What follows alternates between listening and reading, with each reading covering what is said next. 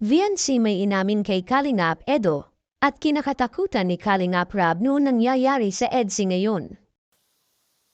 Yo! It's me, I'm back again, Kalingap Super Mario guys. Hindi guwapo, pero may itsura. Alright!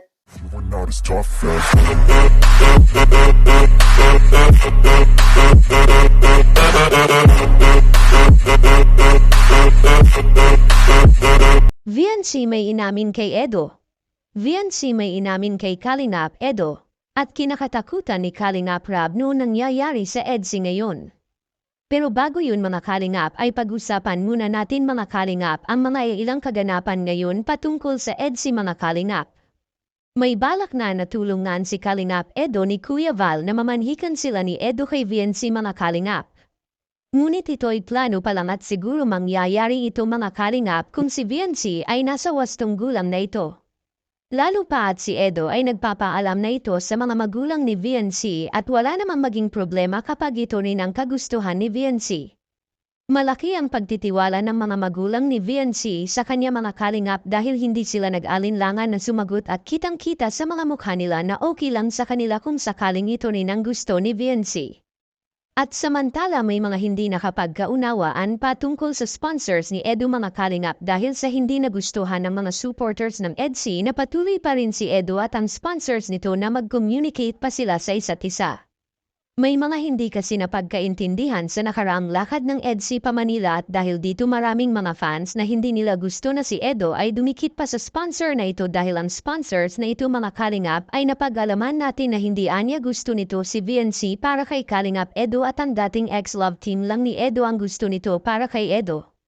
Which is tama naman mga Kalingap at panigurado hindi rin gusto ni Edo mga Kalingap na malayo siya kay VNC. Dahil sa may mahal na si Edo at si VNC yun wala nang iba pa mga Kalingap.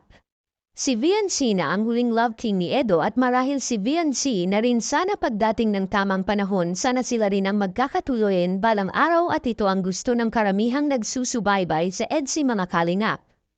At sa kabilang dako naman ano ba itong kinakatakutan dati ni Kalingap Rab na mangyayari na rin sa EDSA ngayon mga Kalingap. Yan ang ating makikita sa video.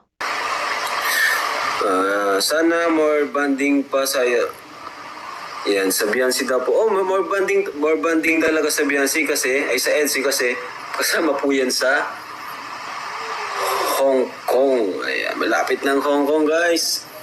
So di ko alam kung mag-meet and greet kami sa Hong Kong kasi di ko alam kung saan kasi dun sa dati grabe. Kinabahan talaga kami. Kinabahan ako dun sa dati. Nag-meet and greet po ang... Yan kami. Talagang sinundo kami ng mga pulis doon. Kala ko ay papatawag na kami. So ayan.